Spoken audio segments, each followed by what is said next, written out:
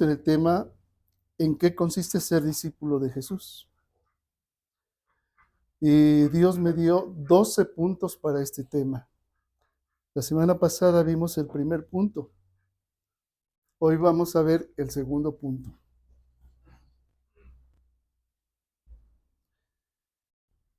El primer punto consistió en que el discípulo auténtico de Jesús permanece en su palabra. El día de hoy veremos otra característica sin la cual no es posible ser discípulo de Jesús. El verdadero discípulo no ama al mundo ni las cosas que están en el mundo. ¿Qué significa eso? Cuando el Señor dice que no amen al mundo ni las cosas que están en el mundo, usa la palabra cosmos. El cosmos se refiere a la creación y la manera en que está organizada la creación. Y cuando habla del mundo, que nos dice la Biblia siempre con referencia al mundo, que todo lo que hay en el mundo es enemigo de Dios. A nosotros nos parece que la creación es hermosa, pero la creación, dice, gime con dolores de parto esperando la liberación de los hijos de Dios. Así que el mismo sol que nos da calor y que provoca la vida, mata. El agua que da vida también provoca muerte. Y vemos las grandes inundaciones. La tierra misma en la que vivimos sufre terremotos y se destruyen ciudades enteras. Eso es en la creación. Ahora, en la organización del cosmos, por parte de la humanidad, ¿por qué dice el Señor que no amemos al mundo ni las cosas que hay en el mundo? ¿Cómo está organizado el mundo? El sistema político, el sistema social, los sistemas de salud, de educación, la familia misma y su manera de expresarse no son correctas, porque les pasa lo mismo que a la naturaleza. Como a la naturaleza hay terremotos, inundaciones, sequías, plagas, a la familia, a la sociedad, a las naciones, hay también esas mismas calamidades. Se los traduzco un poco más adelante, que serían las formas de poder del mundo, las formas de placer, las formas de poseer y la apariencia de este mundo están contra Dios. Pero antes de llegar a Cristo, amamos todas las cosas del mundo. Porque ¿quién no quiere tener poder? El poder te da muchas cosas para hacer, para parecer exitoso, poderoso, rico.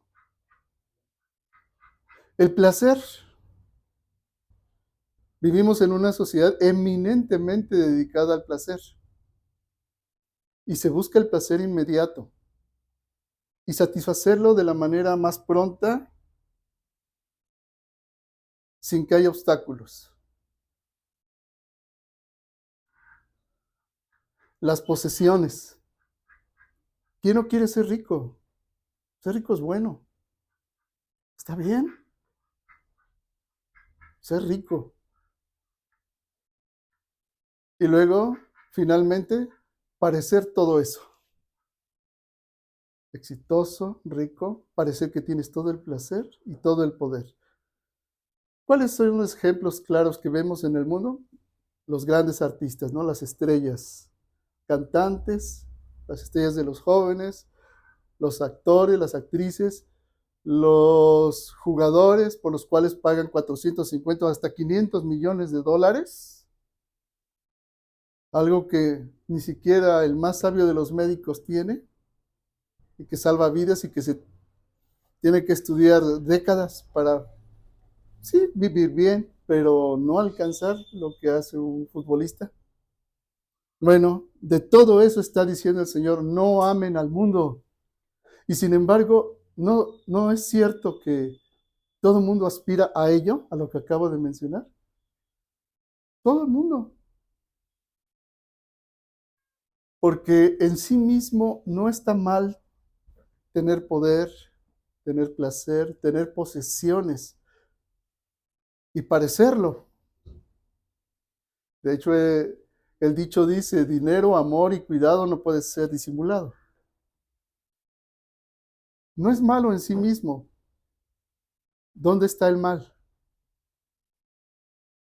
Que el sistema de este mundo está cortado de la gloria de Dios.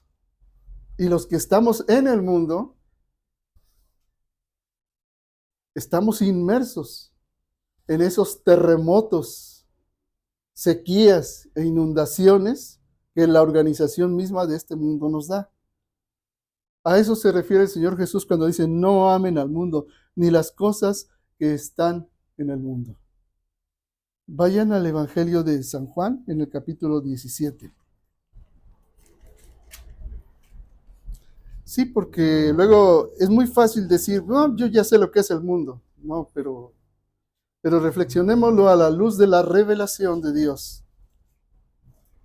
El capítulo 17 de los versos 14 al 17 dice así. Aquí hablando el Señor Jesús en la noche en que fue prendido para su sacrificio en la cruz.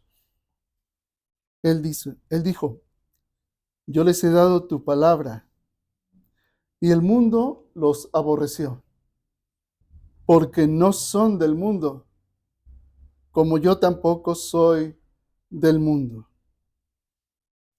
No ruego que los quites del mundo, sino que los guardes del mal. No son del mundo, como tampoco yo soy del mundo. Santifícalos en la verdad. Tu palabra es verdad. Ahora, vamos a analizar la razón de por qué no amar el mundo. El Señor nos dice, yo les he dado tu palabra y el mundo los aborreció. Al verdadero discípulo de Jesús es aborrecido del sistema de la sociedad y de las costumbres y de la moral de la sociedad y de las formas de relacionarse, porque contrasta eso con la verdad de la palabra de Jesús. Y cuando empiezas a actuar conforme a la misma, el mundo te aborrece.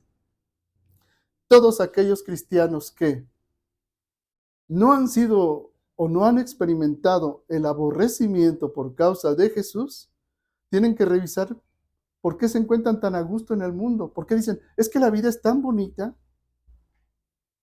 Porque yo veo mucha gente así que dice, la vida es tan bonita. Bueno,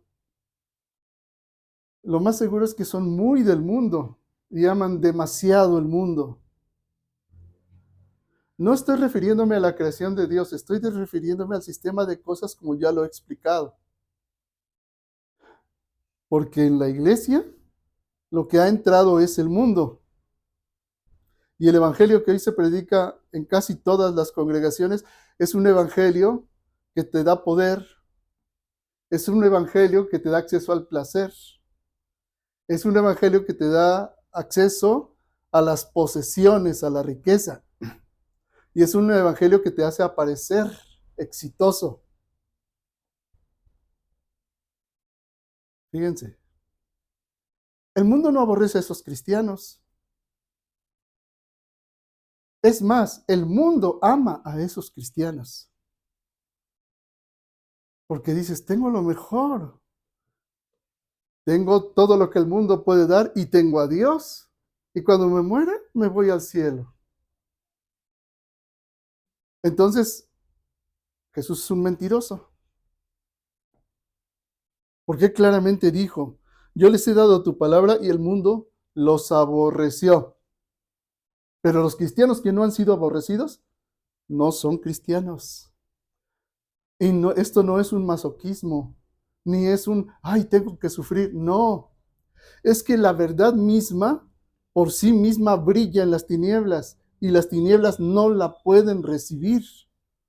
No puede, es absolutamente otro mundo. Por eso él dijo el Señor, porque no son del mundo. El mundo los aborreció porque no son del mundo, como tampoco yo soy del mundo.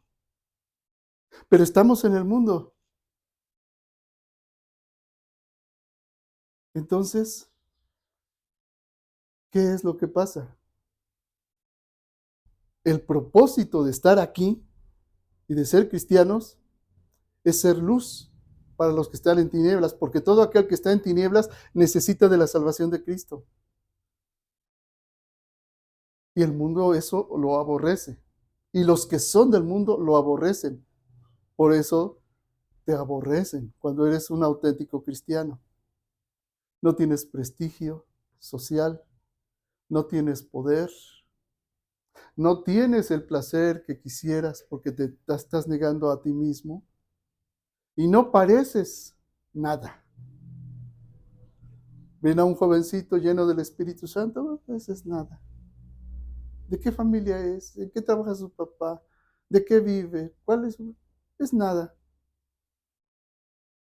O un padre de familia, no, ese ni trabajo tiene, es un fracasado. Son aborrecidos, pero están llenos del Espíritu Santo. Jesús, el Hijo del Hombre, dijo, no tiene dónde reclinar la cabeza. El Hijo del Hombre, el Dios hombre. Pero el discípulo quiere tener poder, placer, posesiones y parecer Napoleón Bonaparte. Vanidad. Así que el Señor por eso dijo, no ruego que los quites del mundo, sino que los guardes del mal. Si al hacernos cristianos tuviéramos una misión, que todos la tenemos, lo mejor para nosotros sería partir y estar con Cristo. Pero el Señor dice, no ruego que los quites del mundo. Ay, carambas. Así que cuando naces de lo alto, tienes una misión. Porque ¿qué sentido tiene estar en este mundo si ya tienes a Cristo? Lo que anhelas es estar con Él.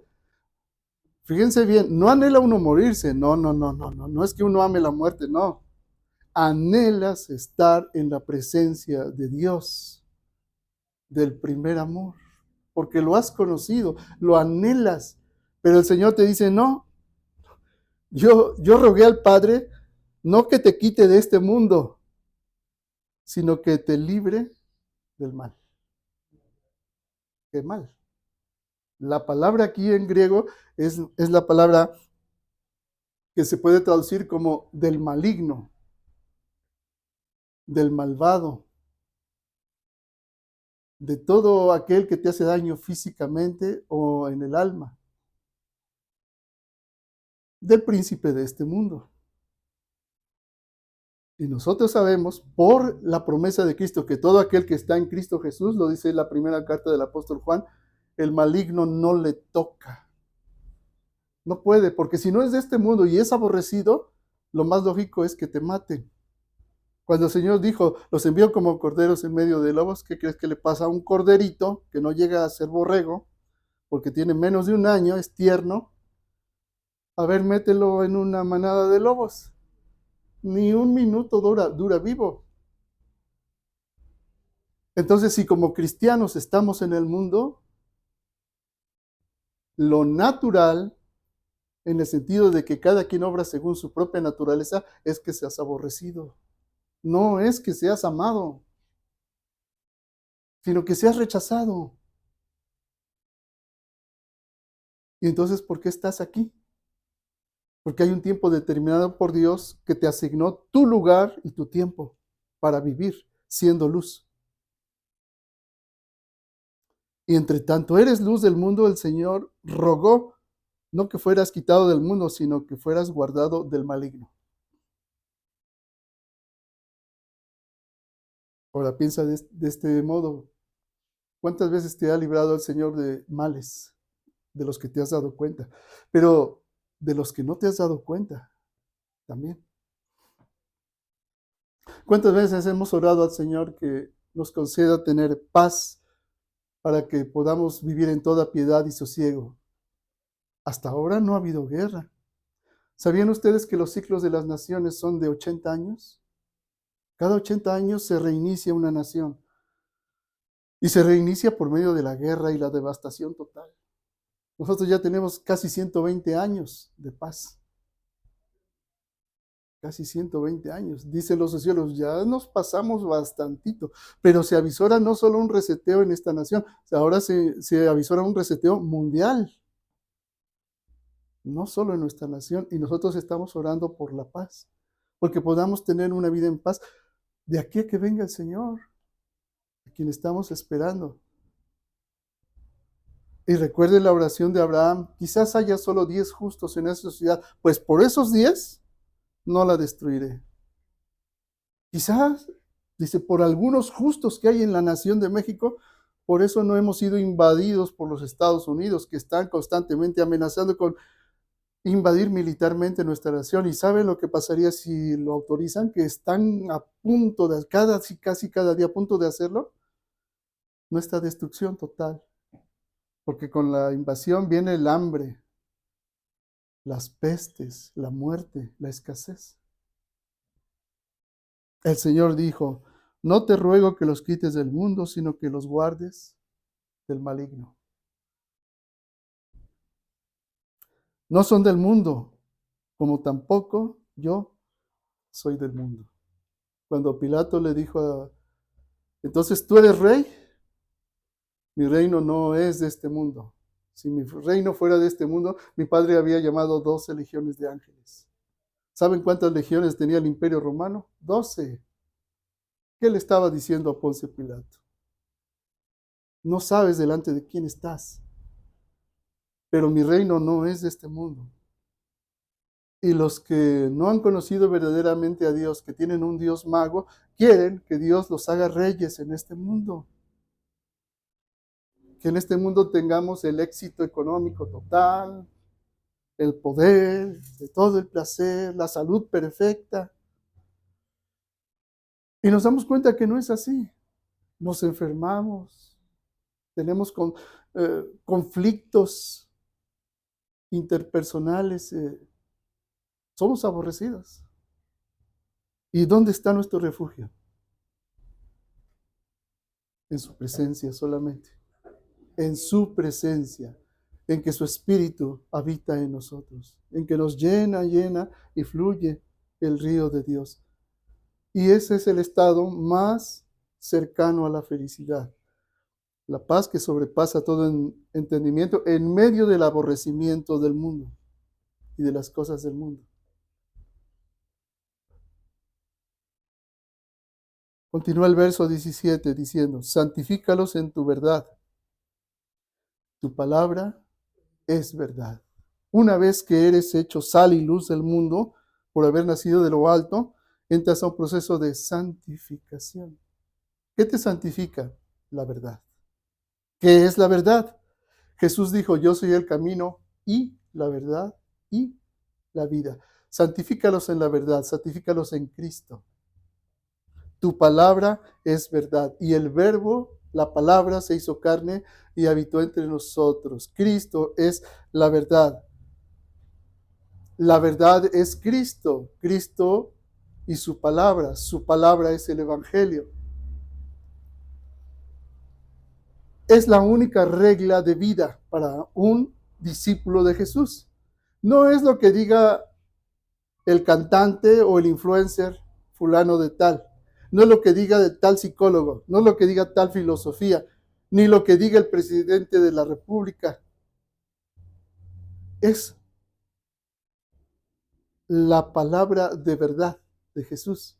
Esa es nuestra guía en moral, en costumbres y en fe. Lo que se sale de esa palabra, se sale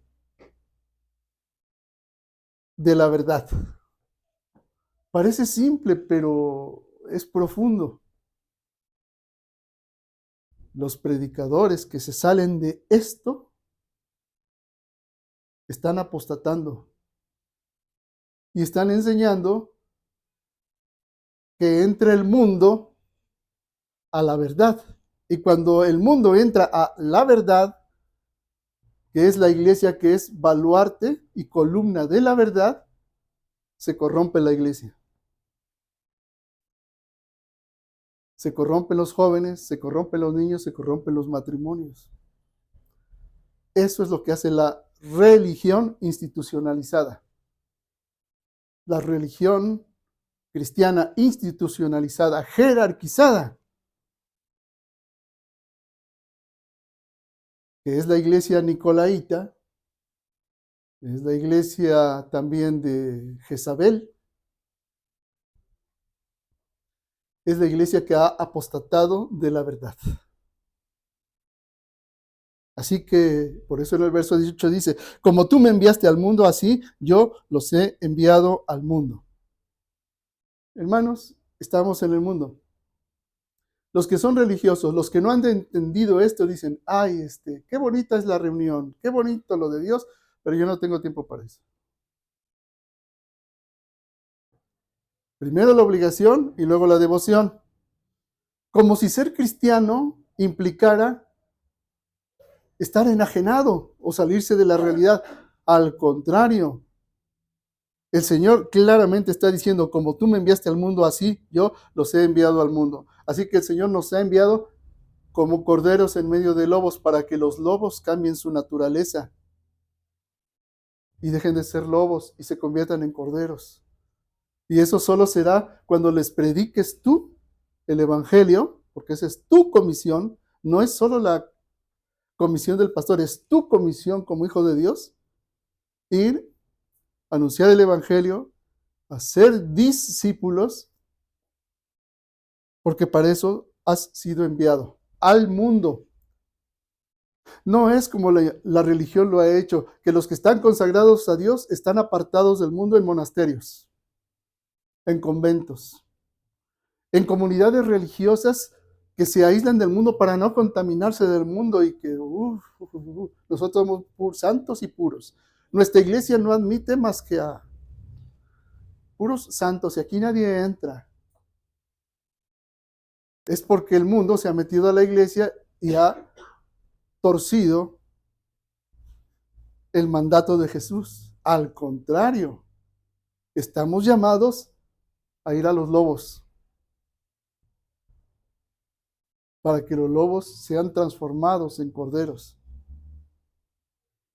Dice en el profeta Isaías que el lobo comerá con el cordero, pero es una figura espiritual. ¿Sí? Entonces dense cuenta que el verdadero discípulo no es alguien que se aísla del mundo, que no sale de su casa para que nadie lo contamine, que no ve la tele, que no. No. Tiene tele, pero sabe lo que ve. Oye música, pero sabe qué música, no toda la música. Se divierte, pero no toda diversión, no la que es del mundo. Dice, puedo ir al antro con mis amigos y tomar, yo no me voy a emborrachar, pero puedo ir con mis amigos. Oye, el verdadero discípulo no va porque sabe que no es cierto, se está engañando a sí mismo.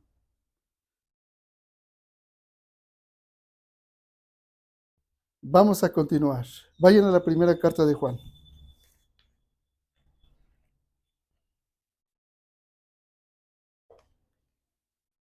Capítulo 2, verso 15.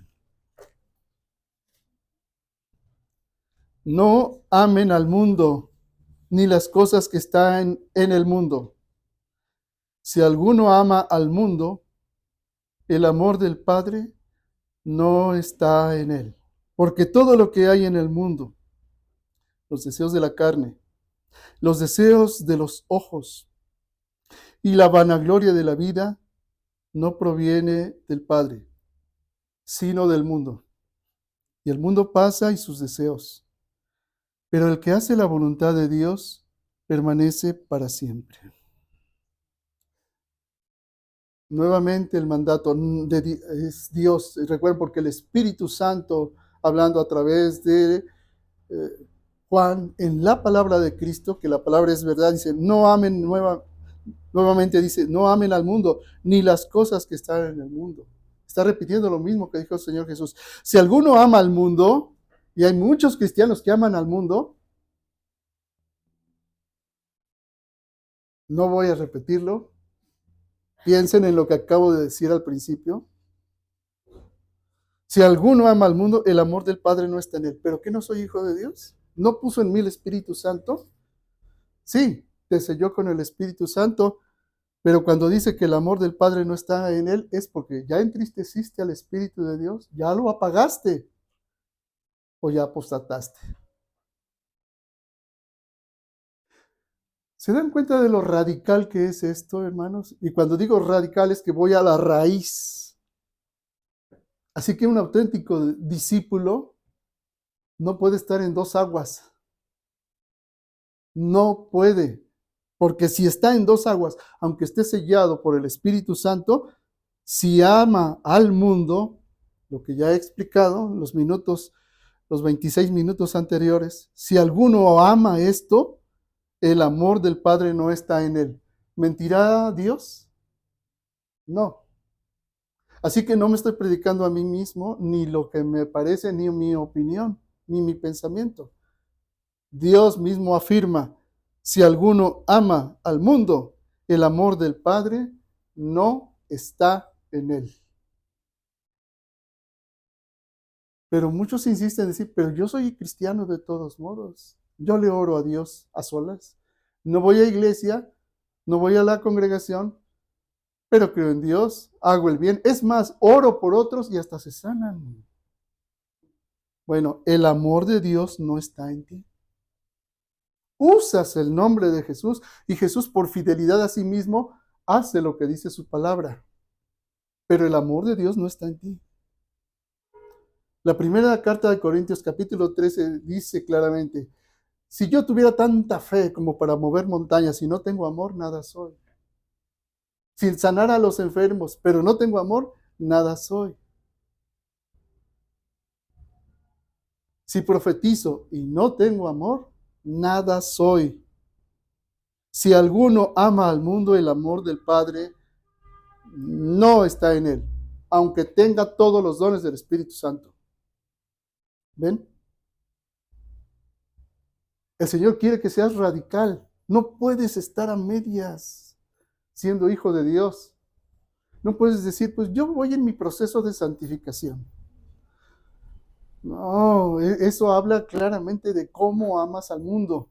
No, nadie puede decir, bueno, pues Dios conoce mi corazón. Dios sabe cómo soy. No, lo vuelvo a leer. Y que el Espíritu Santo te hable. Si oyeres su voz, no endurezcas tu corazón. Si alguno ama al mundo, el amor del Padre no está en él. Así de simple. No hay términos medios. Los que son de términos medios están por ser vomitados de Dios. Es algo absolutamente repulsivo. Aunque creas que eres hijo de Dios, aunque digas, es que Dios conoce mi corazón. Pues sí, tal lo conoce que por eso le repugna. De verdad, esa es la verdad. Así que vamos a ver otra característica que consiste en no amar al mundo. Vayan a la segunda carta a los Corintios.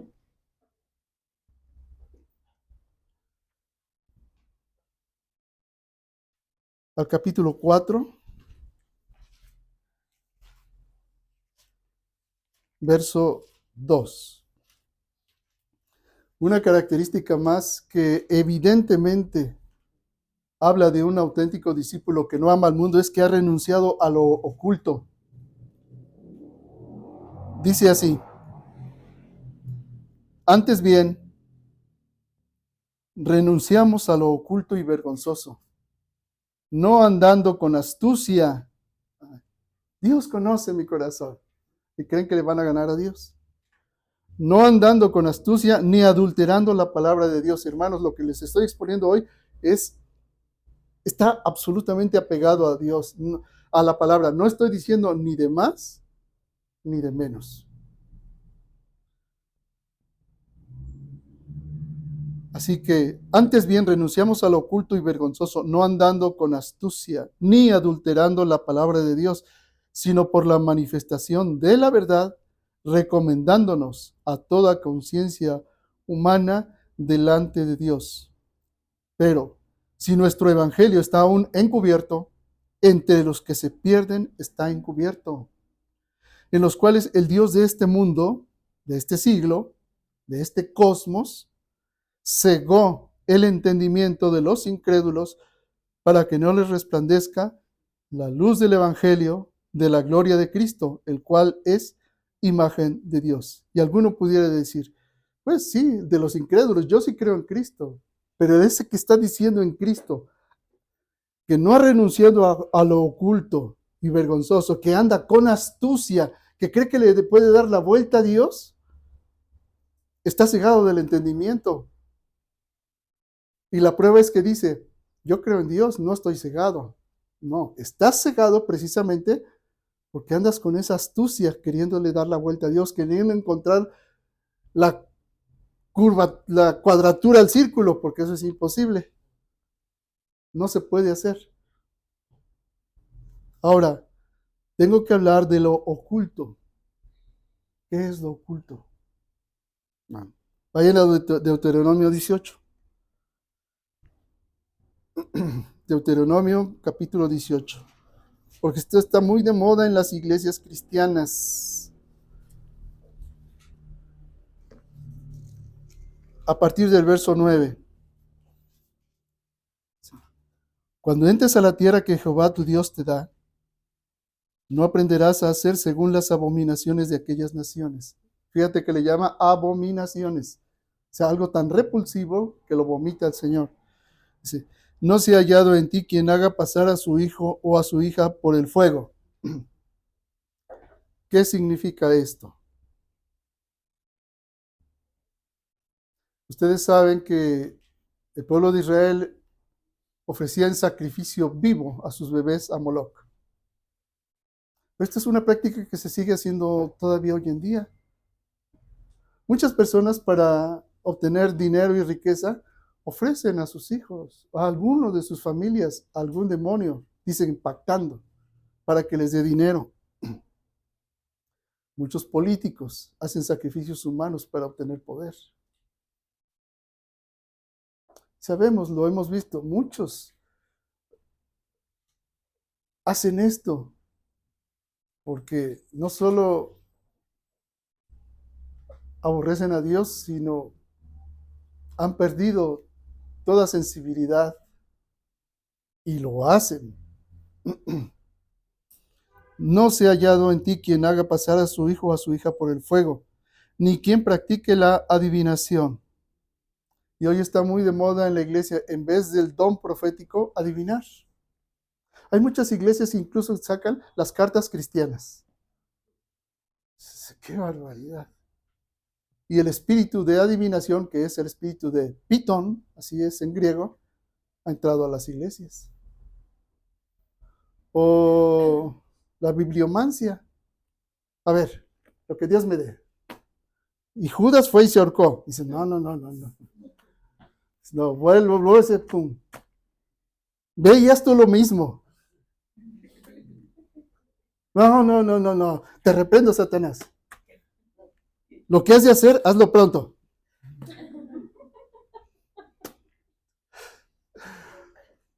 Pero lo hacen. Lo digo en forma de así, pero esa es la realidad. Y el Señor lo está, no. Adivinación, ni agorero.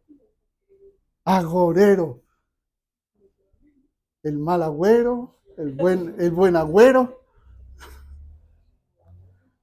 Ay, Dios mío, ya me dijeron que va a venir el diablo en la noche. Agárrate el Salmo 91. Y usan la Biblia para hacer hechicería. La misma Biblia. Dice, ni sortilegios. Hay sus combinaciones de magia. Ni hechicero. Todas las mancias, que esa es la palabra que se usa para cartomancia, todas las formas de adivinación, todas las mancias, están prohibidas por el Señor. Los horóscopos, la hechicería, que llevan la intención de quien practica eso, la sola intención de hacer daño asociado a lo oculto es hechicería. Y cuanto más intensa la intención, mayor efectividad. Y también se hace en la iglesia. La oración al ángel San Gabriel. La oración a San Antonio de cabeza, ¿verdad? Para que te dé novia. Y así cuánta cosa y tontería hay. Pero para Dios no es un juego, porque eso hay un enlace espiritual con lo oculto que te ata. Dice, ni encantador, ni adivino, ni mago, ni quien consulte a los muertos. Pero muchos cristianos van al panteón, a la tumba de su mamá, de su papá, y se ponen a hablar con su papá, con su mamá, o con su hijo muerto. Y se ponen a hablar con los muertos, cuando el Señor tajantemente lo prohíbe, pero muchos lo hacen.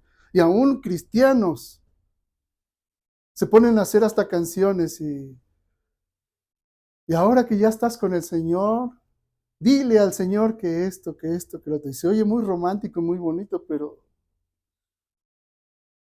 estás haciendo algo que es oculto. No puedes estarte dirigiendo a alguien que ya partió. Porque si está en el paraíso, ¿qué es el paraíso? Por definición, lugar de descanso sin interrupción. Ahí está gozando en el cielo tu papá, tu abuelo, y tú hablándole, interrumpiéndolo. Ya parece que te va a oír. O está en el infierno. Y si te apareció en la noche, te vino a hablar en sueños. Bueno, ni él fue. Es un demonio con la forma de tu abuelo, de tu abuela, de tu ser amado, el que se te aparece. Porque claramente dice la Escritura, hay una cima insalvable entre ustedes y nosotros, entre los que están con Dios y los que están en el tártaro o en el infierno, que no pueden cruzar ni de aquí para allá ni de allá para acá. Eso desde antes de la resurrección del Señor, pues mucho menos ahora que le quitó las llaves del infierno a Satanás. Entonces vean la lógica. Estamos hablando de la revelación de la palabra que es la verdad. Tu palabra es verdad. Entonces, ¿de cuántas cosas se tiene que deshacer un verdadero cristiano que lo atan a lo oculto? Que no tiene razón de ser. Que sí, funciona entre los que no son hijos de Dios. Entre los que no son hijos de Dios, sí, se les aparece el vampiro, el hombre lobo, el abuelo, se aparecen, sí, porque ellos no son hijos de Dios, no están bajo la luz de Dios, no son templo de Dios, y como no son templo de Dios, son templo de Satanás. Están bajo su poder. Existe, funciona la brujería, hacen magia negra para asesinar a las personas, las matan, sí, hay un poder, pero ellos están perdidos. Los que somos hijos de Dios, a eso no nos hace nada, pero a un cristiano ilustrado, no a un cristiano que ama al mundo. El cristiano que ama al mundo es presa de los espíritus chocarreros, de las hechicerías, de las brujerías, porque no es un cristiano que ame a Dios sobre todas las cosas. Y al no hacerlo sobre todas las cosas, funciona la hechicería y funciona la brujería sobre esos cristianos. Funciona. Pero soy hijo de Dios. Pero amas al mundo. No has renunciado a lo oculto ni a lo vergonzoso. Les estoy diciendo cosas reales, hermanos, porque qué éxito tienen los podcasts que hablan de todas estas cosas. Y funciona, sí, porque no conocen a Dios. Y ahí entra el fenómeno ovni también. Es lo mismo, porque son los ángeles caídos.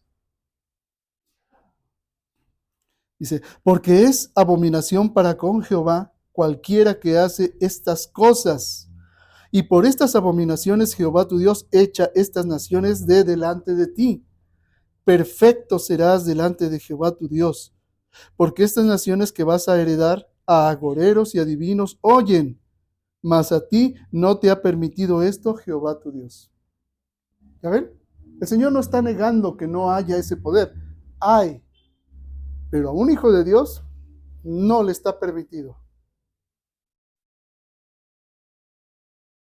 Profeta de en medio de ti, de tus hermanos como yo, te levantará Jehová tu Dios, a él oiréis. Oiréis. Está hablando que profeta como Moisés. ¿Quién es ese profeta con mayúscula? El Mesías, Jesús. La palabra de Dios hecha hombre. La palabra es la verdad. Bueno, y hay otra característica cuando decimos no, que el verdadero discípulo no ama al mundo ni las cosas que están en el mundo. El verdadero discípulo que no ama al mundo ha renunciado a la impiedad. Vayan a la carta a Tito.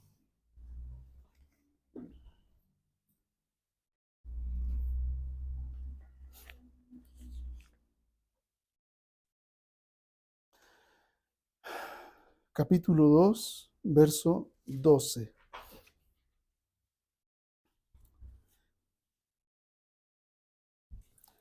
Lo voy a leer desde el 11, porque la gracia de Dios se ha manifestado para salvación a todos los hombres.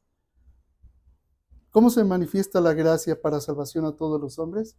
A través de ti, que eres sal y luz de este mundo, sal de la tierra y luz del mundo. No eres quitado del mundo, sino enviado al mundo. Y se manifiesta la gracia de Dios para salvación a todos los hombres. ¿Sí?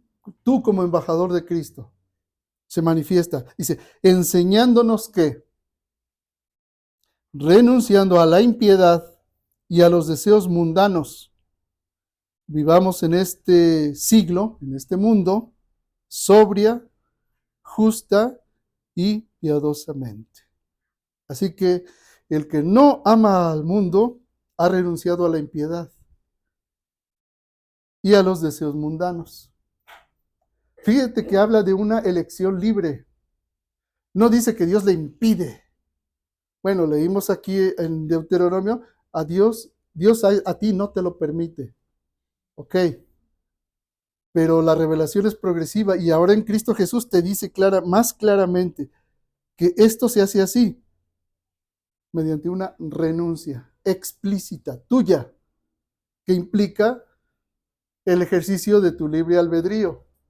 Cuando tú renuncias, es un acto de voluntad libre, soberano, propio, que no puedes trasladar a otra persona. Nadie lo puede hacer por ti ni en tu lugar. No puedes decir, mi mamá ora mucho por mí, y así que aunque yo la riegue, mi mamá reza por mí. No, pues mira, la misericordia de Dios te ha alcanzado, pero al final de cuentas tú tendrás que rendir cuentas a Dios. Y la misericordia de Dios, por mucho que tu mamá rece, no te va a librar cuando a Dios le hayas colmado la paciencia. No te va a librar. De ninguna manera. Y tampoco podemos ser nosotros más buenos que Dios, diciendo, ay Señor, te oré tanto que lo protegieras y mira nomás cómo acabó.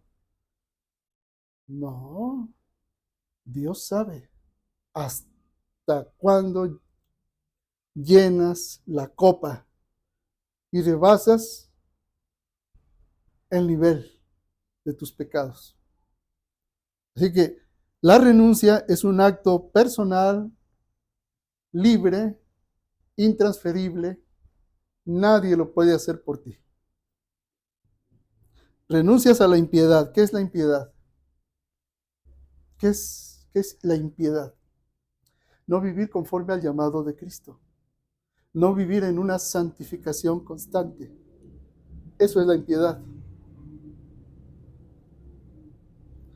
Renuncias a la impiedad y a los deseos mundanos. ¿Cuáles son los deseos mundanos? Los deseos de los ojos, los deseos de la carne y la vanagloria de la vida. Tener poder, placer, posesiones y apariencia.